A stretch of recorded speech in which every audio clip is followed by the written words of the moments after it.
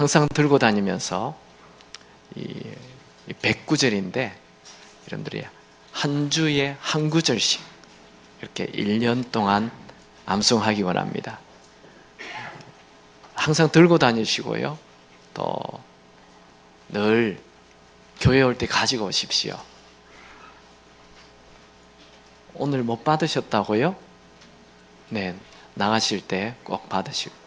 오늘은 어디를 암송하느냐 하면 다 아는 구절. 너무 쉬워요. 창세기 1장 1절.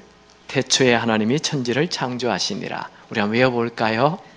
시작. 태초에 하나님이 천지를 창조하시니라. 네, 요거 외우면 됩니다. 이번 주에는 쉽죠? 네, 다음 주에는 조금 길어요. 네, 그래서 다 1년 내내 우리가, 그래서 저희 교인들은 다 109절 정도는 암송하는 거예요. 그리고 5월 달에는 우리 아이들 함께 전부 다 로마서 8장을 어린이 주일날 암송할 거예요. 그래서 오늘부터 로마서 8장을 계속 암송해 주시면 고맙겠습니다. 그리고 4개월 동안 제가 이 창세기를 하는데, 창세기 100독 하면 놀래잖아요. 그래서 모세 오경 10독으로 정했어요. 그러니까 한 달에 한 번, 2번 정도는 최소한 2-3번은 읽어서 모세 오경을 다 가까이 하시기 바랍니다. 놀라지 마세요. 모세 오경 10독은 아무것도 아닙니다. 원래 이스라엘 백성들은 8살이 되면 모세 오경을 다 암송해요. 그러니까 뭐 10독은 아무것도 아니죠. 네, 10독 다 하시기 바랍니다. 자, 오늘은 이 창세기 첫 시간이에요. 첫 장, 첫 시간. 굉장히 중요한 장이에요. 여러분들이 창세기 할 동안 한 분도 빠지지 마시고 참여하시면 좋겠습니다.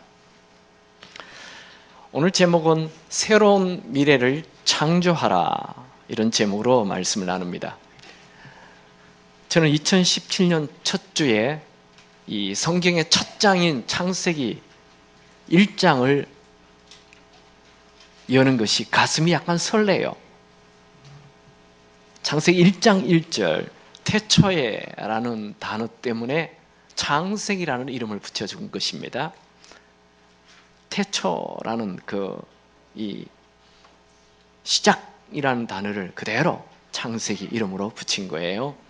그러면 이 창세기는 누가 기록했습니까? 모세가 썼죠.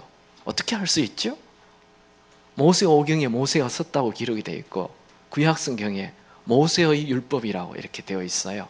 두둑 예수님께서 이 모세오경을 모세가 썼다라고 말씀하기 때문에 의심할 여지가 없어요.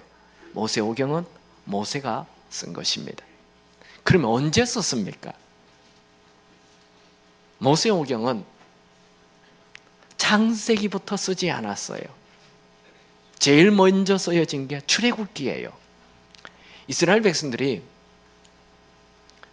애굽의 노예로 450년, 430년 살다가 이제 모세가 나타나서 그들을 애굽에서 출애굽하잖아요. 출애굽에서 홍해를 건너고 그리고 3달 동안 광야길을 통과해서 도착한 곳이 시내산이에요.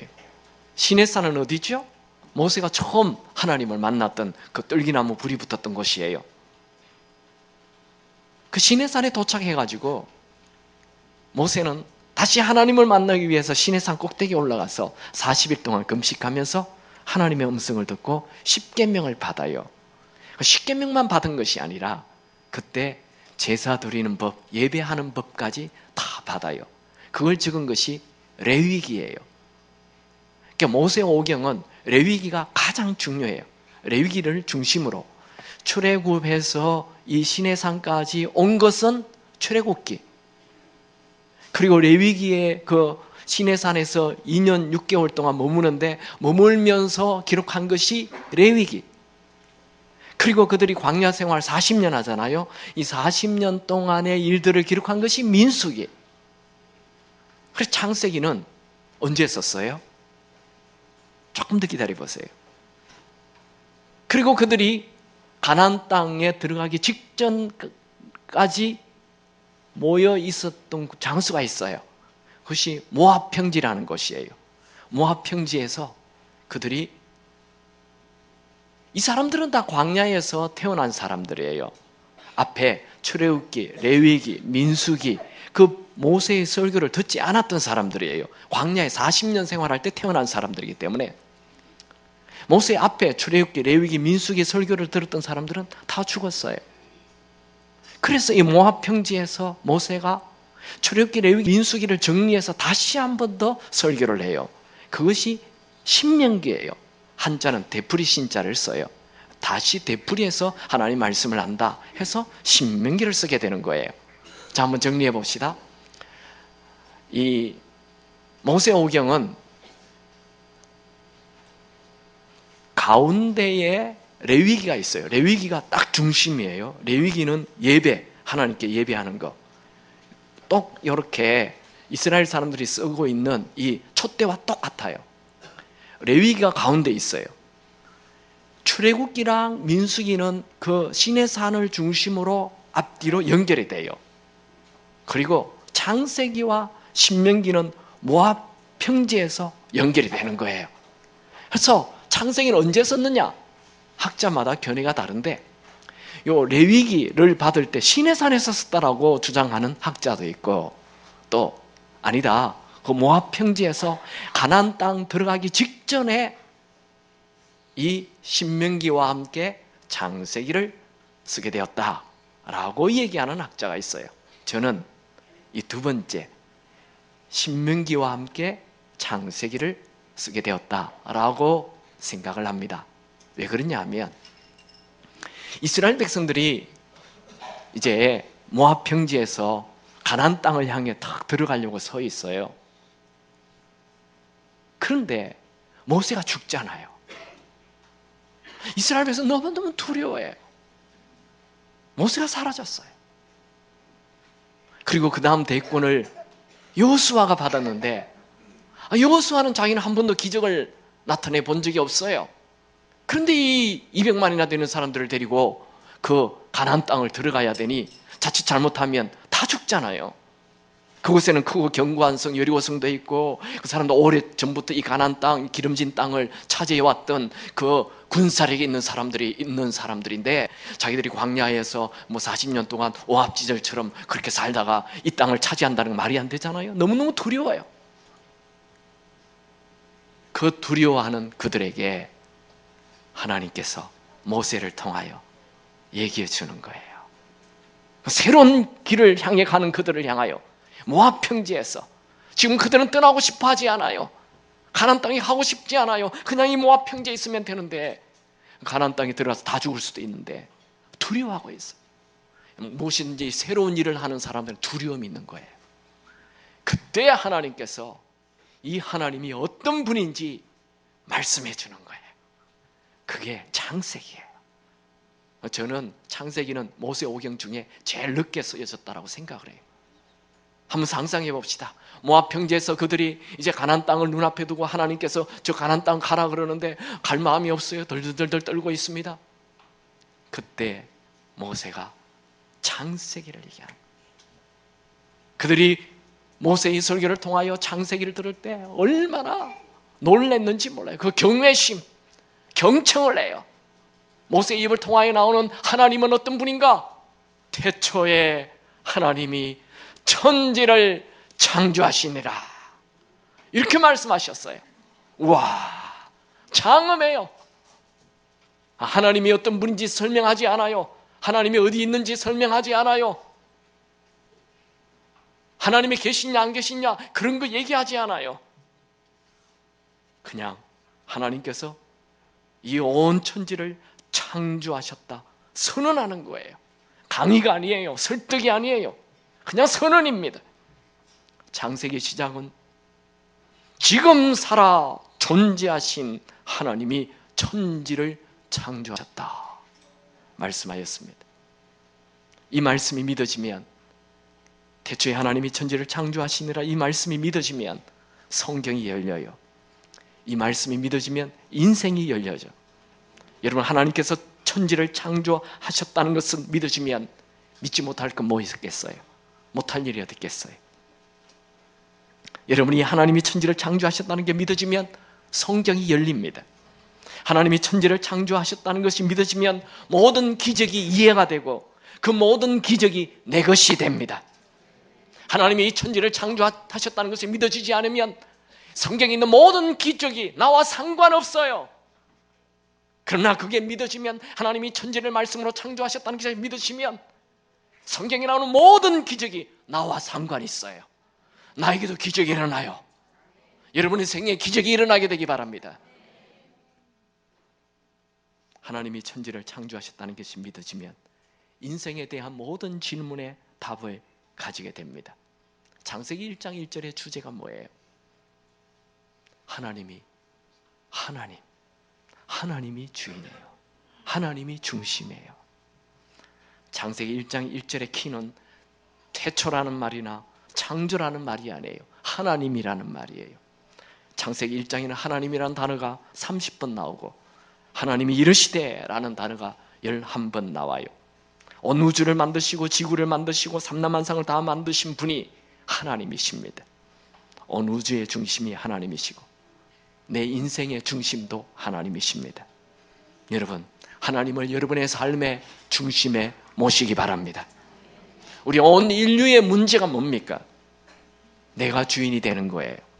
내가 주인이 되면 내 마음대로 하고 싶고 내 마음대로 살고 싶고 내가 높아지고 싶고 내가 드러나고 싶습니다.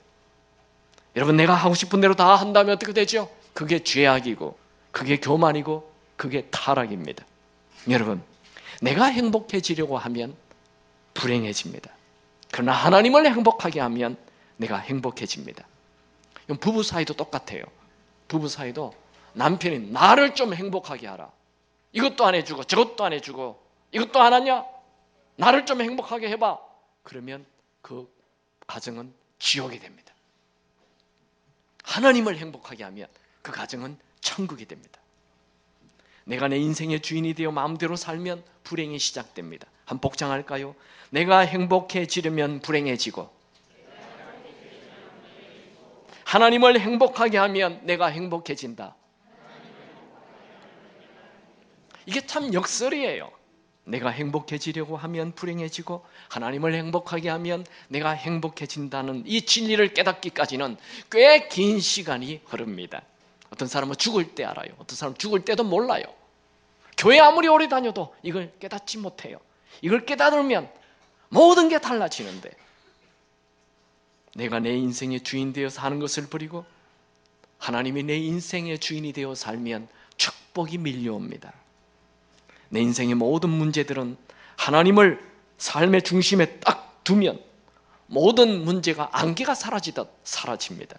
왜냐하면 그곳에 하나님의 통치와 하나님의 다스림과 하나님의 능력이 드러나기 때문입니다. 인류의 불행은 하나님 중심에서 세상 중심으로 바꾼 것입니다. 사탄은 하와에게 와서 선악과를 먹으라고 유혹하면서 이것을 먹으면 하나님처럼 된다. 네가 하나님이 된다. 네가 신이 된다. 네 마음대로 살아라. 그렇게 말하였죠. 여러분, 우리는 인간이 중심이 되는 이 인본주의, 이거 정말 경계해야 됩니다. 그렇게 살면 안 돼요. 물론 인간의 인권이 중요하지만 이 인본주의가 되면 정말 위험천만한 삶이 됩니다. 인본주의가 되면 그곳에 죄악이 있고 그곳에 타락이 있고 그곳에 절망이 있습니다. 우리는 언제나 겸손한 마음으로 신본주의로 살아야 합니다. 왜 아멘이 없죠? 신본주의로 사시기 바랍니다. 하나님을 여러분의 삶의 중심으로 모시고 사는 삶이 되길 주님의 이름으로 축원합니다.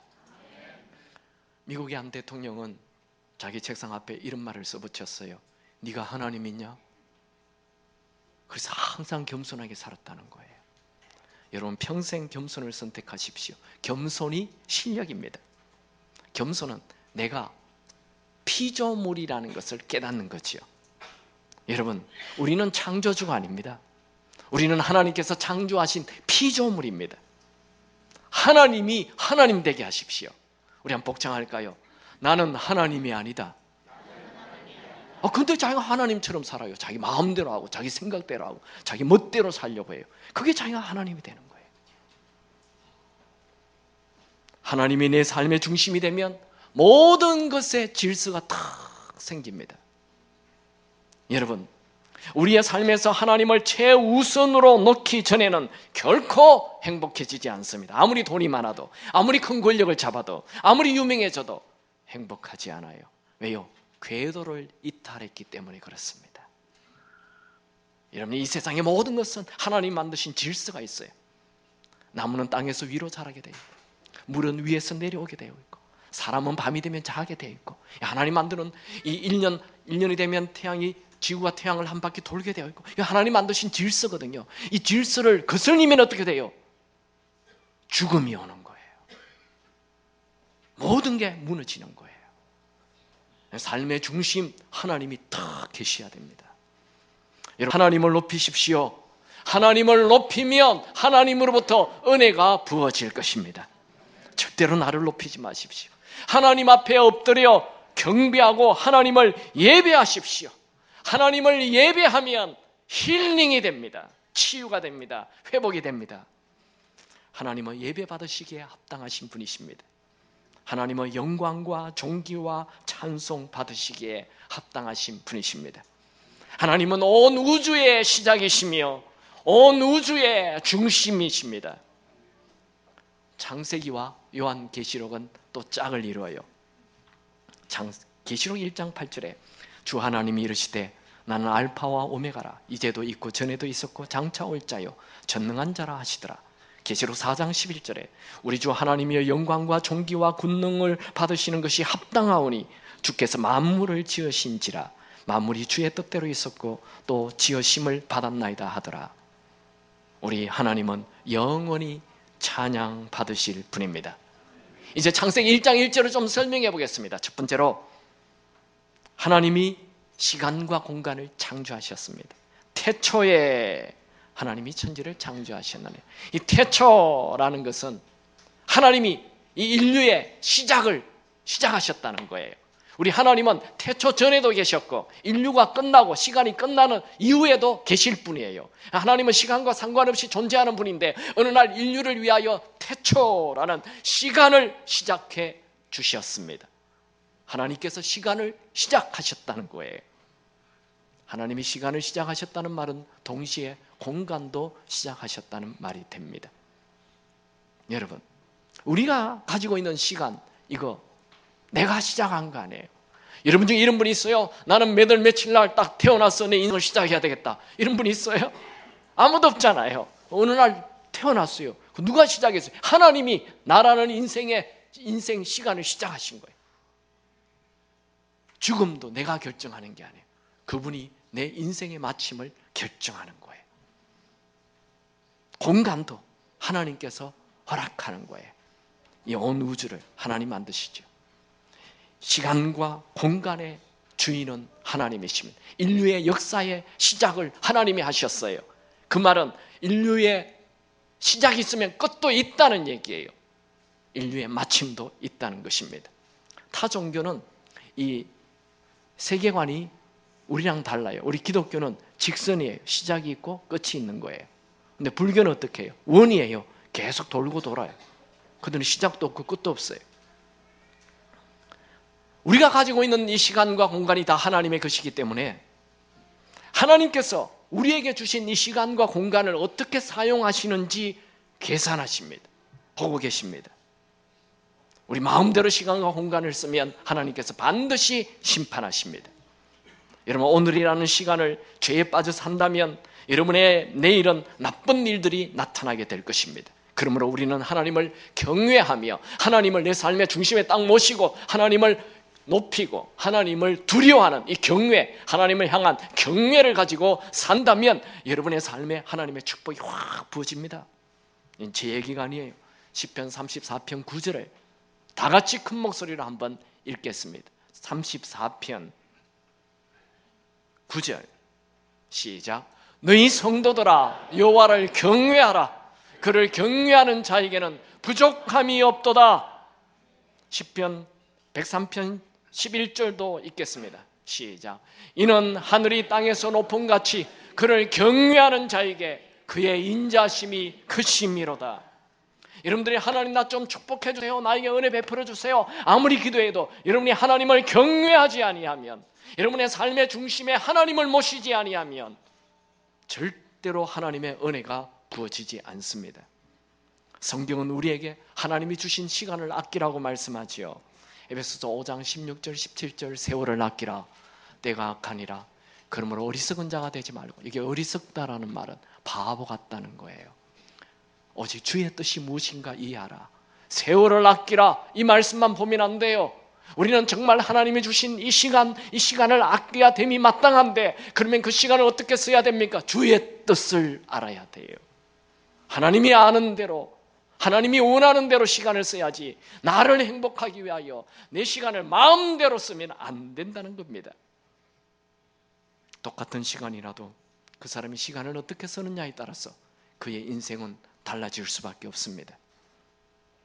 결국 인생은 시간을 어떻게 쓰느냐에 따라 달라집니다. 제가 자기계발서에서 얘기하는 시간을 잘 사용하라, 이거 얘기하는 게 아니에요. 시간을 하나님이 주셨기 때문에 아껴야 되면 물론이고, 주의 뜻이 무엇인지 주님의 뜻대로 시간을 써야 된다는 거예요. 공간도 마찬가지예요. 여러분이 가지고 있는 그 공간, 하나님이 주신 선물입니다. 그 공간에서 불평하지 말고 감사하며 그 공간을 잘 사용해야 돼요. 하나님께서 내 지경을 정해줘요. 여러분들이 지금 한국에 태어난 거예요. 하나님이 정해준 거예요. 내 지경을 내 마음대로 결정하는 게 아니에요. 지금 여러분이 가족이 내 주위에 있는 이 가족과 함께 살고 있는 이 공간, 하나님이 주신 거예요. 나에게 주신 시간과 공간, 하나님의 선물입니다. 지금 여러분이 있는 그 장소에서 나에게 시간과 공간을 주신 하나님을 느끼고 감사하시기 바랍니다. 다윗은 사울 왕을 피해 산으로 들러 도망 다니는 그 초라한 환경에서도 이 온 땅에 주의 이름이 있다라고 고백하면서 하나님을 찬양했어요. 시편 8편 1절에 여호와 우리 주여, 주의 이름이 온 땅에 어찌 그리 아름다운지요. 이 온 땅에 다 하나님의 이름이 써져 있다는 거예요.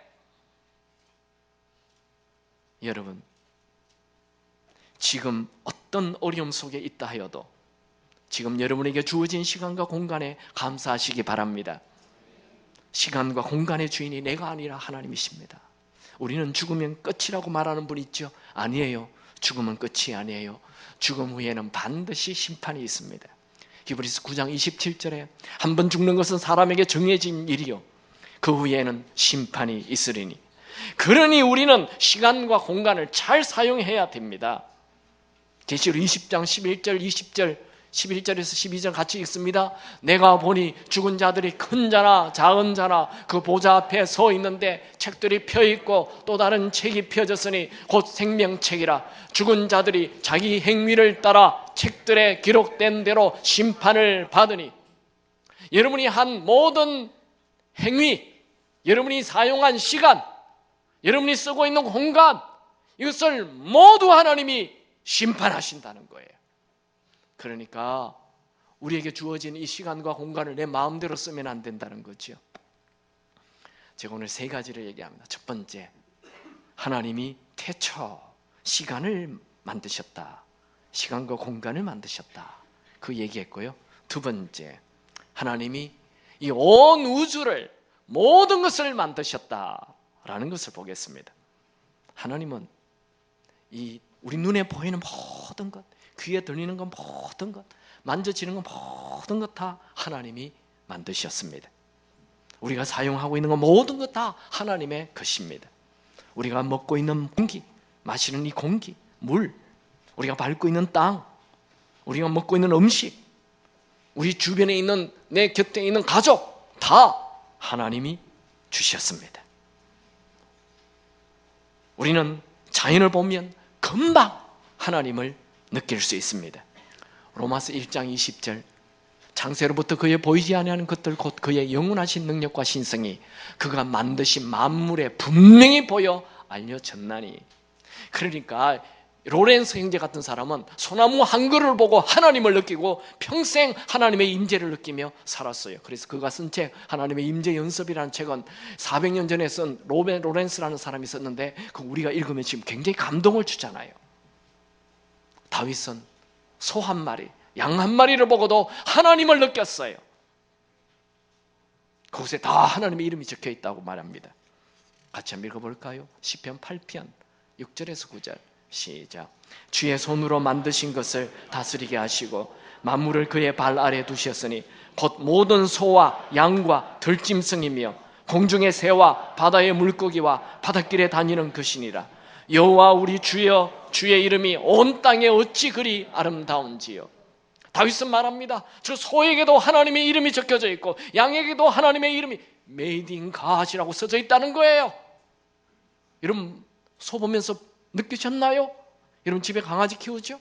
강아지를 보면서 그 강아지에게 Made in God 써놓은 거 보셨어요?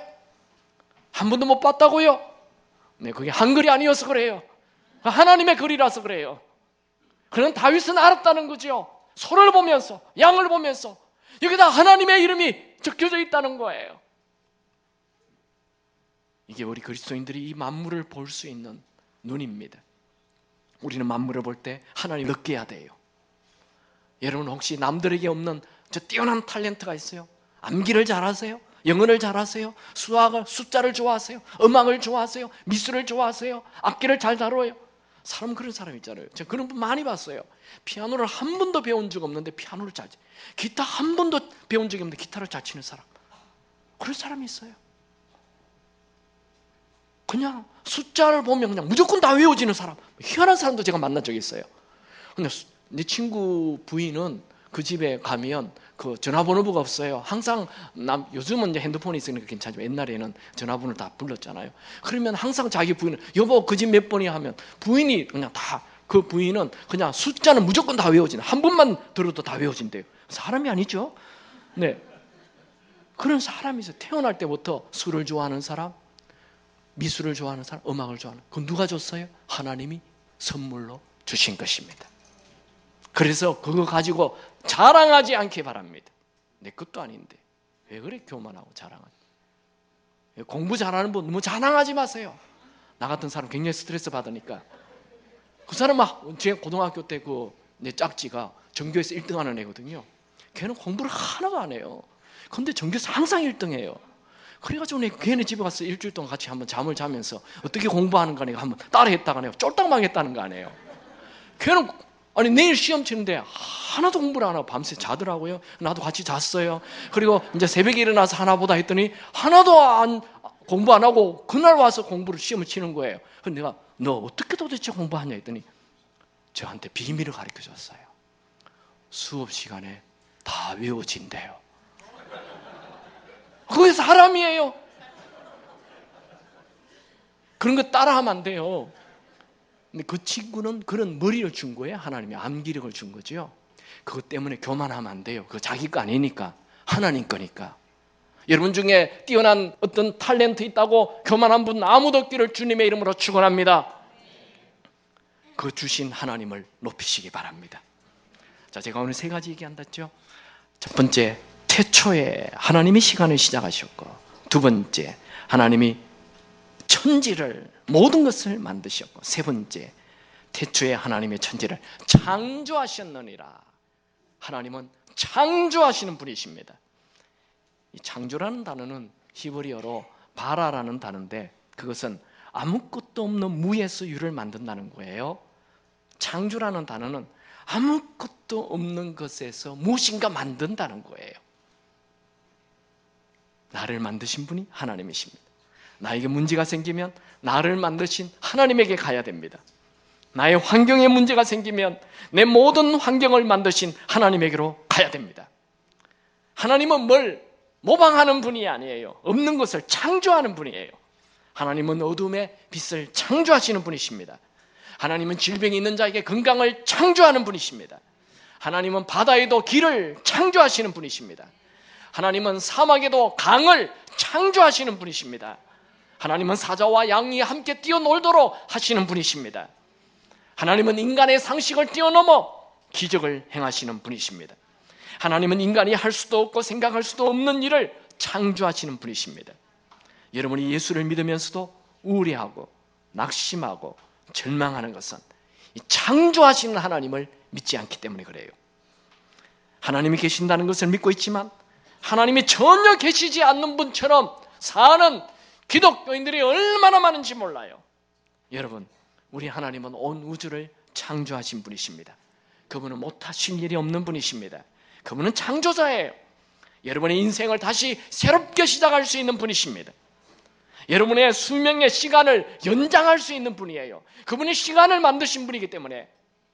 그래서 히스기야와 같은 왕은 하나님이 그를 죽이겠다고 말하여 선지자가 이사야 선지자가 얘기했을 때 이 벽을 향하여 하나님 살려달라고 기도하니까 하나님께서 그에게 생명의 시간을 15년 연장시켜 주셨어요.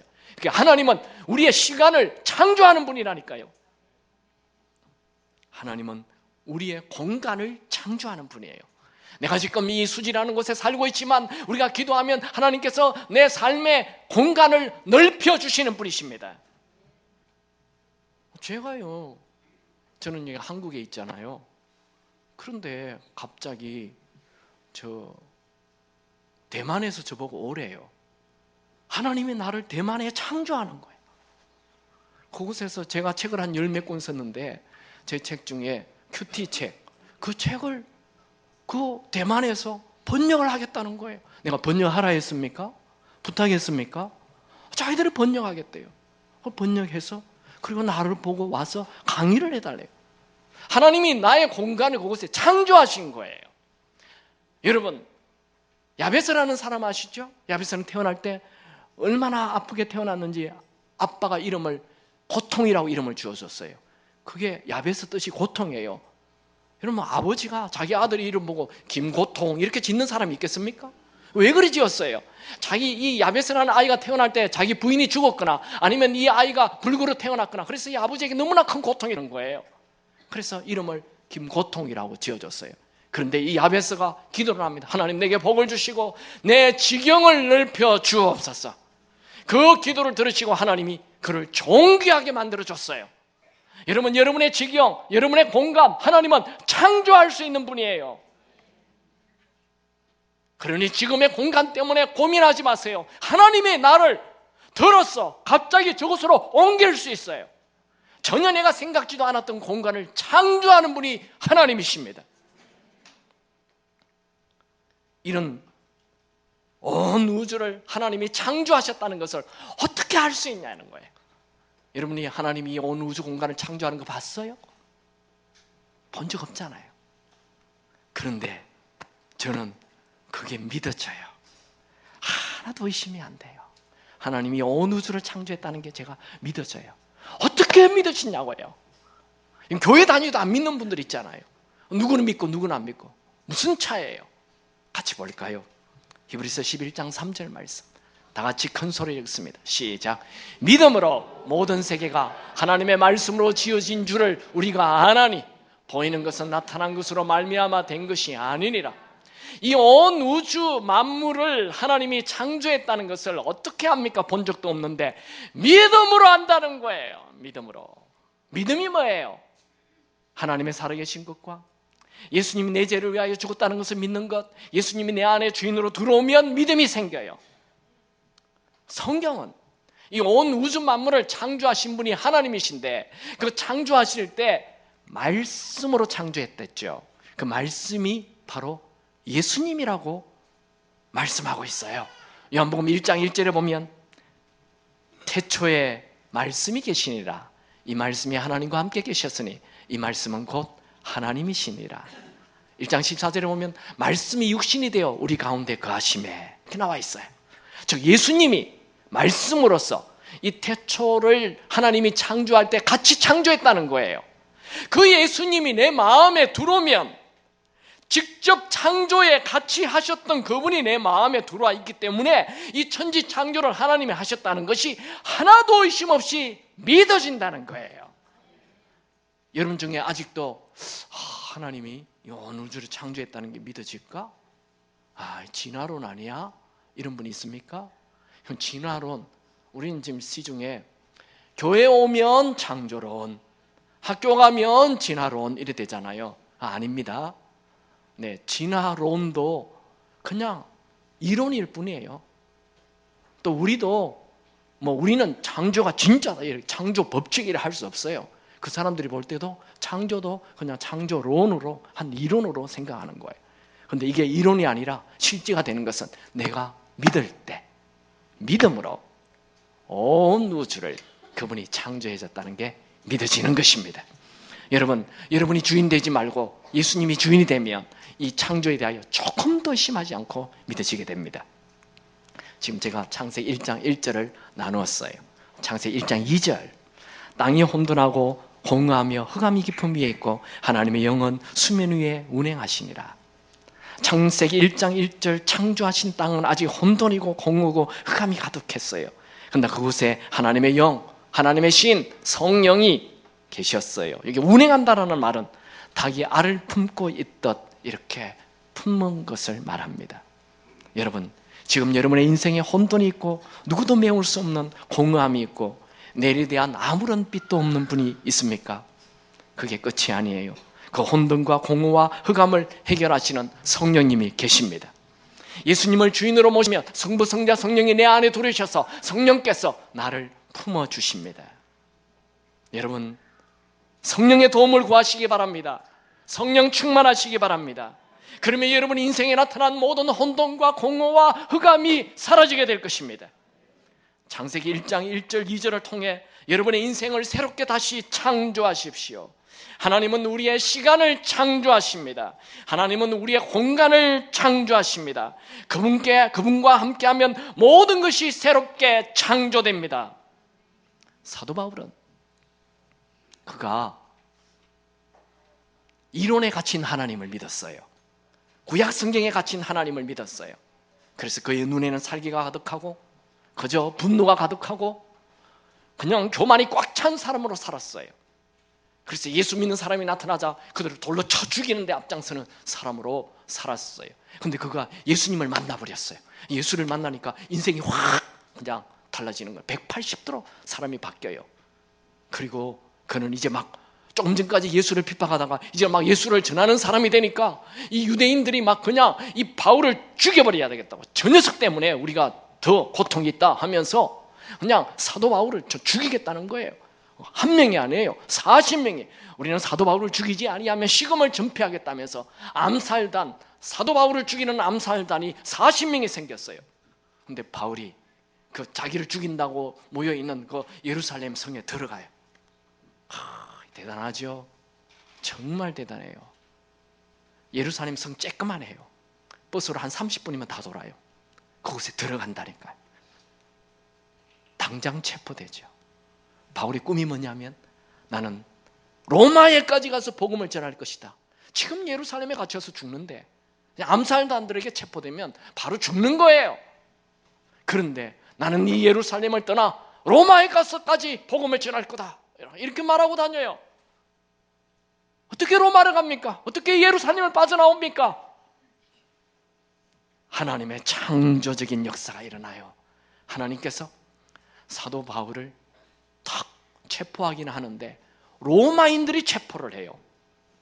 유대인들이 체포하는 게 아니에요. 유대인들이 지금 바울을 죽이겠다고 눈을 시퍼렇게 떨고 다니는데 로마인들이 바울을 딱 체포하더니 백부장, 이 바울을 보호하는 100명의 로마 군사가 딱 있어요. 그리고 바울을 태워가지고 배에 태워서 로마까지 공짜로 데려갔어요. 이게 하나님이 하시는 창조의 역사입니다. 우리가 전혀 한 번도 생각하지 않았던 일이 일어나는 거예요. 여러분 인생에 이런 창조의 역사가 일어나게 되기 바랍니다. 하나님을 소유하면 우리는 모든 일을 할 수 있습니다. 우리가 하나님을 붙잡는다면 이제 마지막이라고 생각하는 그 순간에도 우리가 전혀 생각하지 못한 창조적인 하나님의 아이디어로 새로운 길을 내십니다.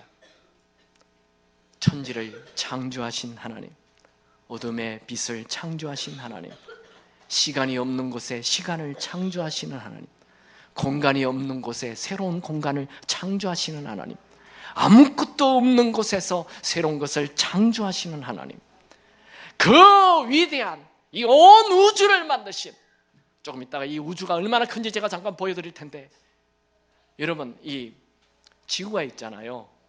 그리고 태양이 있죠. 이 태양 주위에 수금지화, 목토, 천해명 이렇게 9개 행성이 있잖아요. 요걸 떠나서 이제 별이 나타나요. 별들이 있잖아요. 이 별들의 모임이 막 강처럼 있는 것을 은하수라 그러잖아요. 이 태양과 지구를 포함한 이 별들의 모임, 이 은하수의 별이 몇 개나 될까요? 수천억 개라고 그래요. 은하수의 별들이. 이 수천억 개의 별을 포함한 이 은하수에 있는 태양을 포함한 이 지구를 포함한 이 모든 것을 은하계라고 그래요. 이 은하계와 같은 것이 또 수천억 개가 있다는 거예요. 할렐루야. 그걸 만드신 분이 하나님이십니다. 그 전능하신, 그 광대하신, 그 위대하신 하나님이 작고도 작고 천하고 천한, 초라고 초라한 나를 사랑하신다는 거예요. 아멘. 미국의 큰 영적 부흥을 일으켰던 D.L. 무디는 초등학교밖에 나오지 않은 아주 초라한 사람이었지만 미국의 수만 명의 목사님 중에 가장 위대한 목사님이 됩니다. 그는 늘 이렇게 말을 합니다. 나는 할 수 없습니다. 하지만 하나님은 하실 수 있습니다. 우리 한번 복창해 볼까요? 나는 할 수 없습니다만 하나님은 하실 수 있습니다. 이 새해에 새로운 시간이 시작되고 새로운 공간이 시작되고 새로운 창조가 시작되길 주님의 이름으로 축원합니다. 우리 인생이 새로워지려면 내가 노력한다고 안 돼요. 내 결심한다고 안 돼요. 결심해도 또 넘어져요.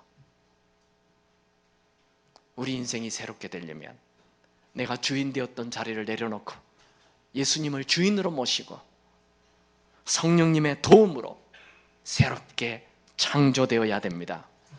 창조주 하나님, 내 인생을 2006년과는 다르게 2016년과는 다르게 2017년 새롭게 창조하여 주옵소서. 과거와는 전혀 다른 새로운 창조의 인생을 살게 하여 주옵소서. 여러분이 죄 안 지으려고 했다고 해서 죄 안 지어집니까? 거짓말 안 하려고 한다고 해서 거짓말 안 하게 됩니까? 우리는요, 죄가 오면 그냥 안 되는데 하면서 가요. 이 화내면 안 되는, 우리가 상상하잖아요. 오늘 누구를 만나기로 했어요. 근데 화낼 것 같아요. 그래서 가기 전에 얘기하죠. 하나님, 나 예수 믿는 사람인데 화 안 내게 해주세요. 그렇게 기도하고 갔는데 막상 그 사람 만나가지고 얘기해보면 그냥 막 푹 튀어나오잖아요. 나 이렇지 않으려고 기도도 했는데 안 되잖아요. 안 돼요. 다윗이요, 왕으로 있다가 그 우리아의 아내를 범하잖아요. 그리고 다윗이 하나님 앞에 매달려요. 침상이 다 젖도록 눈물로 기도할 때 이렇게 기도해요. 하나님이여, 내 속에 정한 마음을 창조하여 주옵소서. 창조는 뭐라고 했죠? 없는데 무에서 유를 만드는 거예요. 이 다윗의 고백은 하나님, 내 안에는 이 깨끗한 마음이 없어요. 아예 없습니다. 그러니 창조해 주세요. 그렇게 했어요. 여러분, 오늘 이 기도할 수 있게 되기 바랍니다. 하나님, 내 안에 깨끗한 마음을 창조하여 주옵소서. 지혜를 창조하여 주옵소서. 내 공간을 창조하여 주옵소서.